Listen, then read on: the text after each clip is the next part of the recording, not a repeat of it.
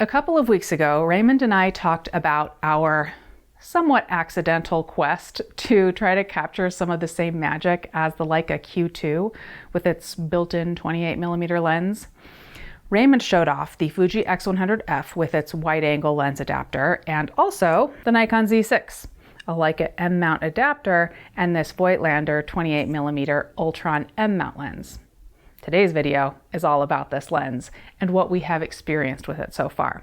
I will share a bunch of photos and even a little bit of video as I talk through it. Before we get there though, let's lay the groundwork. Number one, we have used this lens entirely on the Nikon Z6 and Z7, so we've been using this inexpensive lens mount adapter. If you are using Leica M-mount, this lens will go right on without the additional adapter.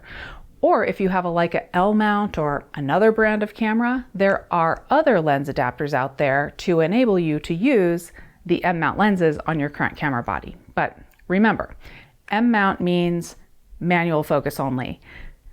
Although there is a fancy E-mount adapter that will magically make this lens autofocus on a Sony body.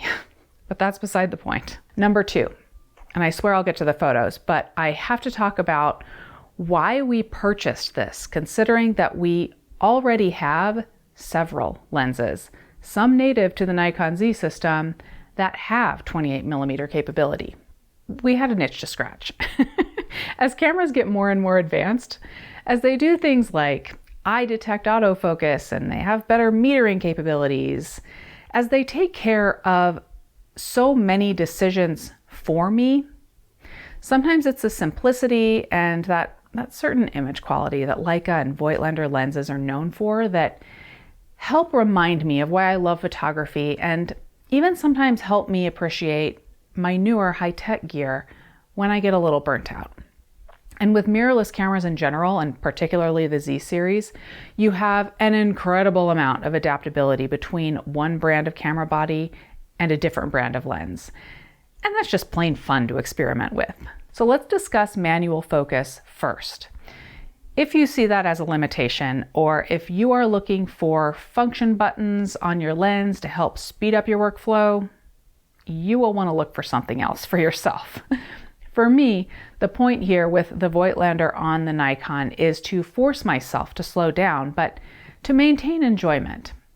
With this, I am putting some of the electronics aside and I'm focusing on the process of creating the image in a very precise way. As Raymond said in his video last week, we both use this as a therapy camera setup for those times when, at least for me, I'm not necessarily working. I just want to have a good time creating beautiful images. If you haven't seen that video, I will link to it down below, but we both pretty much feel the same. The lens slows me down having to manually focus from shot to shot, but it makes me a bit more mindful of my composition, where the focus truly is, and creative effects in the process of capturing the image. I end up with fewer images at the end of the day, but the ones that I do have are just more curated. I mean, I can take pictures with any of my lenses. I love photography as a way to express myself. And sometimes that means quick, quick, quick. Like, see that bird? Got it. Ooh, that's a pretty flower. Snap. Oh, look, a train. Done. But I like to slow down sometimes too, and I think it helps me to maintain my creativity and my passion to be quick when I need to be for work by mixing it up like this. A lot of viewers ask about fostering creativity, and this is one way I do it. I change my normal process from time to time. Aside from that though, I don't want to overlook the benefit of the lens in terms of results. I love the images I get from this lens. Like Leica lenses, Voigtlander lenses have their own look to the images. Some say it's micro contrast, others say it's just the quality of the lens. Either way, I could see a difference immediately, and I like it. So that's another reason for me to pull this lens off the shelf, even when I don't feel that I need therapy camera time. So let's take a close look at the lens itself and how it works. Starting at the front, you have a minimal lens hood and 46mm filter threads. Your aperture ring is toward the front end of the lens. The aperture adjustment clicks into place in a tactile and satisfying way. I know many of you like a good firm feel to a lens, and this definitely has that, even in the way the rings feel.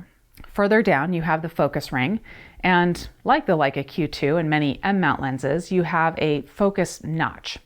The minimum focusing distance on this, by the way, is 70 millimeters, which is about a couple feet, so not close. Definitely isn't a macro lens, but I did sometimes wish that I could get a bit closer with it. Oh well. But then there's the mount itself and the adapter in our case also. From a performance perspective, we were both impressed, but not necessarily surprised overall. What I mean is that we didn't doubt that there would be stellar image quality at, say, f8, but it turns out that any aperture on this lens was excellent to work with. And in terms of focusing performance, manually on the Z series cameras is not a chore at all. While it did slow us down in that deliberate sort of way, with focus peaking and the ability to quickly zoom the viewfinder image to check focus, it was actually enjoyable. Electronic viewfinders are super helpful that way. You can actually see how we have our Z series cameras set up for manual focus in another of Raymond's videos. I'll link to that below as well. In addition to the helpfulness of the electronic viewfinder, one beautiful side effect of mirrorless cameras is that one moment I can have the very large Nikon 200 to 500 millimeter lens on my Z6 or Z7, and then the next moment I can go into stealth mode with this minimal 28 millimeter lens. Mirrorless bodies already tend to be smaller than their DSLR counterparts, so when you connect this smaller lens to the body, you get closer to a rangefinder form factor and weight. The key here is that the mount is very close to the sensor, so you're working with lenses and bodies that weren't designed to have a mirror at all, making them more compact and lighter weight than a comparable DSLR setup. Because of that, your camera can become a real chameleon, changing function and role depending on what you attach to it. You can experiment more without having to fully invest in another system. And there's no shortage of companies making adapters to feed that need to combine various bodies and lens brands. This is a benefit of mirrorless that I didn't actually see coming, but I'm definitely all for it. I love experimenting and having options. I mean, my job is to create new and fresh content for you all every week. And the more that I can mix it up for myself, the more my creativity thrives. In the near future, I do want to show you more combinations that you can create with adapters and what performance there can be. If you have any favorites or anything you think I should try, let me know in the comments. We purchased our Voigtlander on Amazon. We are Amazon affiliates, so check out the link in the description to the lens and to the adapter for current pricing. When you use those links, you get the same price as you would if you simply went to Amazon.com, but it helps my channel. So thank you to those of you that use those links. Okay, to wrap up on the Voigtlander 28mm f2 Ultron. This isn't replacing my everyday working setup. Now more than ever, I need a reliable and quick setup for photos and for video that will just get out of my way when I need it to. But this serves a different purpose for me. It scratches the itch of a smaller setup and it slows me down. And I'm getting to experiment, and I still come home with stellar image quality and maybe just a little bit of inner peace too. That's it, everybody. Thanks for watching.